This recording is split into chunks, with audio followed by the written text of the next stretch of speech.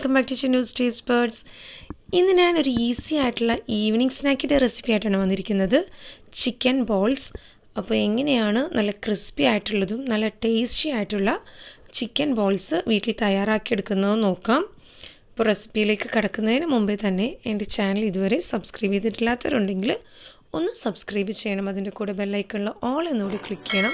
അപ്പോഴേ ഞാൻ വീഡിയോസ് ഇടുമ്പോൾ നിങ്ങൾക്ക് ഉടനെ തന്നെ മെസ്സേജ് വരുള്ളൂ. ഇനി ചിക്കൻ ബോൾസ് ഉണ്ടാക്കാൻ വേണ്ടി നമുക്ക് ആദ്യമേ തന്നെ ഒരു ചീനച്ചട്ടി ഒന്ന് അടുപ്പിൽ വെച്ച് നന്നായിട്ട് ചൂടായതിന് ശേഷം അതിലേക്ക് 2 ടേബിൾ സ്പൂൺ വെളിച്ചെണ്ണ ഒഴിച്ചു കൊടുക്കാം. വെളിച്ചെണ്ണ നന്നായിട്ട് ചൂടായതിലേക്ക് കുറച്ച് കറിവേപ്പില ഇട്ട് കൊടുക്കാം. കറിവേപ്പിലയൊക്കെ നിങ്ങളുടെ ഇഷ്ടം അനുസരിച്ച് ആഡ് ചെയ്യാവുന്നതാണ്. അതിന് പ്രത്യേക അളവൊന്നും പറയുന്നില്ല. പിന്നെ ഇതിലേക്ക് 1 ടീസ്പൂൺ ജിഞ്ചർ ഗാർലിക് പേസ്റ്റ് ചേർത്ത് കൊടുക്കാം. ഇഞ്ചിയും വെളുത്തുള്ളിയും കൂടി ഒന്ന് ചെറുതായിട്ടൊന്ന് ചതച്ചെടുത്താൽ മതി. ഇനി അതിൻ്റെ പച്ചമണം ഒന്ന് മാറുന്നത് വരെ ഈ ജിഞ്ചർ ഗാർലിക് പേസ്റ്റ് ഇട്ടൊന്ന് വഴറ്റിയെടുക്കണം.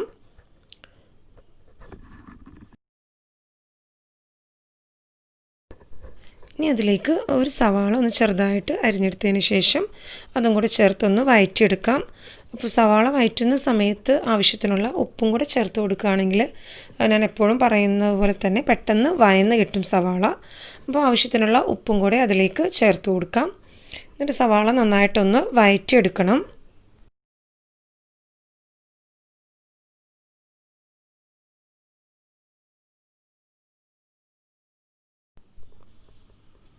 സവാള ഈ ഒരു പാകത്തിനൊന്ന് വഴറ്റിയെടുക്കാം. ഇനി ഇതിലേക്ക് 1/2 ടീസ്പൂൺ മഞ്ഞൾപ്പൊടി ചേർത്ത് കൊടുക്കാം.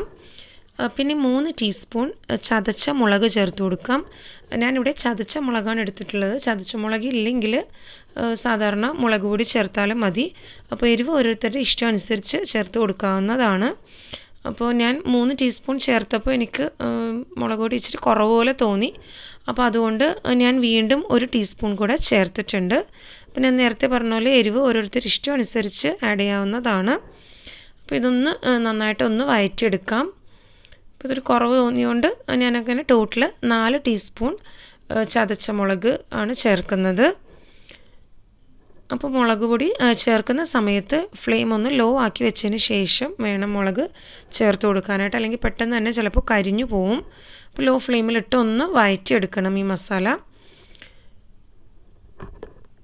അപ്പോൾ നമുക്ക് മസാല ഈ ഒരു പാകത്തിനൊന്ന് വഴറ്റിയെടുക്കണം. ഇനി ഇതിലേക്ക് ചിക്കൻ പീസസ് ചേർത്ത് കൊടുക്കാം. ഞാനിവിടെ 1 കപ്പോളം chicken pieces, boneless chicken pieces ഒന്ന് കുറച്ച് ഉപ്പും മഞ്ഞളും ഇട്ടൊന്ന് വേവിച്ചെടുത്തിട്ടുള്ളതാണ്. എന്നിട്ട് വെറുതെ കൈ കൊണ്ട് തന്നെ ഒന്ന് നുള്ളി ചെറിയ പീസസായിട്ട് എടുത്തിട്ടുള്ളതാണ്. അപ്പോൾ മിക്സിയിൽ അടിച്ചെടുക്കാതിരിക്കുന്നതായിരിക്കും നല്ലത്. നമ്മൾ കട്ട്ലറ്റിനൊക്കെ എടുക്കുമ്പോൾ മിക്കപ്പോഴും ചിക്കൻ വേവിച്ചിട്ട് മിക്സിയിൽ അടിച്ചെടുക്കാറുണ്ട്. അപ്പോൾ അങ്ങനെ ചെയ്യാതെ ഇതേപോലെ ഒരുവിധം വലിപ്പമുള്ള പീസസാക്കി എടുക്കാൻ ശ്രദ്ധിക്കുക. അപ്പോൾ ഇതിന് നന്നായിട്ടൊന്ന് ഉടച്ചു കൊടുക്കാം.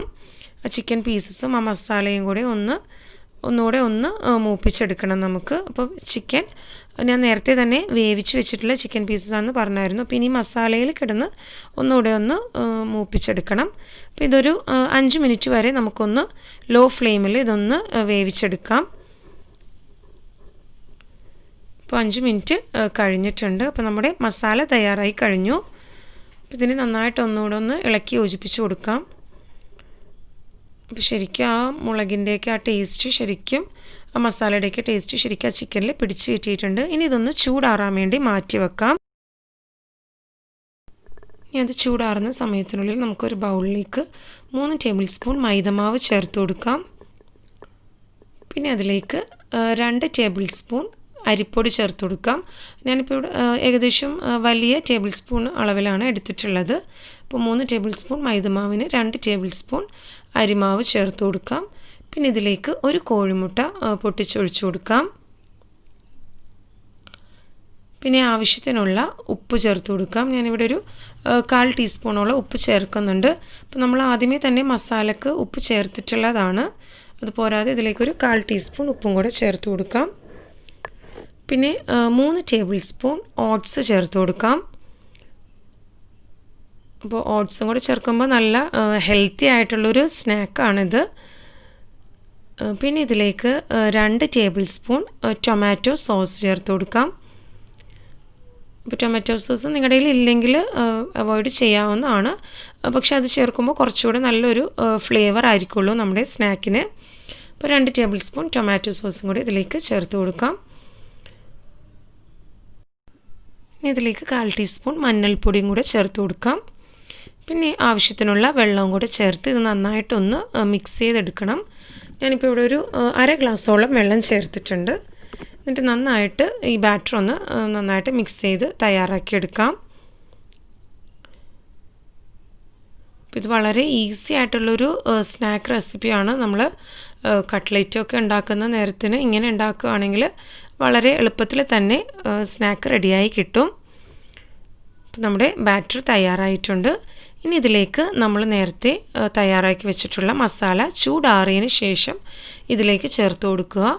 മസാല ചേർക്കുമ്പോൾ ചൂടാറിയതിന് ശേഷം വേണം ചേർക്കാനായിട്ട്. ചൂടോടുകൂടി മസാല ഈ ബാറ്ററിലേക്ക് ഇട്ട് കൊടുക്കരുത്. അപ്പോൾ മസാലയും കൂടെ ചേർത്ത് ശരിക്കും ഇതൊന്ന് മിക്സ് ചെയ്തെടുക്കാം. അപ്പോൾ വെള്ളം ഒരുപാട് കൂടി പോവരുത്. ഞാനിവിടെ ഒരു 1/2 ഗ്ലാസ് വെള്ളമേ ചേർത്തിട്ടുള്ളൂ. അപ്പോൾ അത് കണക്കാക്കി വേണം വെള്ളം ഒഴിക്കാനായിട്ട്. നന്നായിട്ട് എല്ലാ ഭാഗത്തേക്കും മസാലയൊന്ന് നന്നായിട്ട് മിക്സ് ചെയ്ത് കൊടുക്കാം.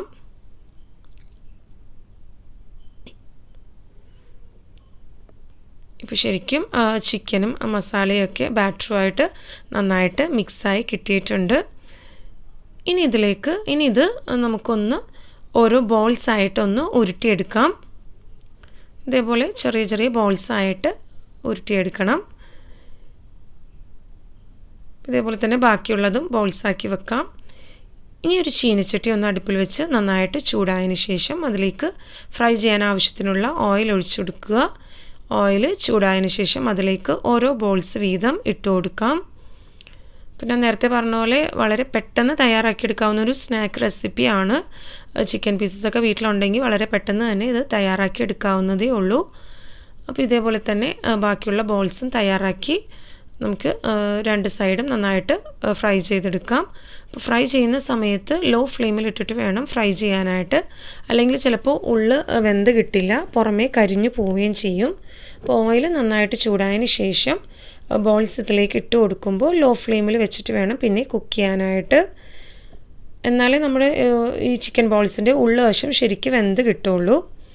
അപ്പോൾ അതേപോലെ തന്നെ എല്ലാ ഭാഗവും നന്നായിട്ട് ഫ്രൈ ചെയ്തെടുക്കാം. ഇപ്പോൾ നന്നായിട്ട് ഫ്രൈ ആയി വന്നിട്ടുണ്ട്. ഇനി നമുക്ക് കോരി മാറ്റാം. നമ്മുടെ ചിക്കൻ ബോൾസ് റെഡി ആയിട്ടുണ്ട്. ഇനി ബാക്കിയുള്ള ബോൾസും നമുക്ക് ഇതേപോലെ തന്നെ എണ്ണയിൽ വറുത്ത് കോരിയെടുക്കാം. അപ്പോൾ എല്ലാവരും ട്രൈ ചെയ്ത് നോക്കണം. വളരെ സിമ്പിളായിട്ടുള്ളൊരു ചിക്കൻ റെസിപ്പിയാണ്.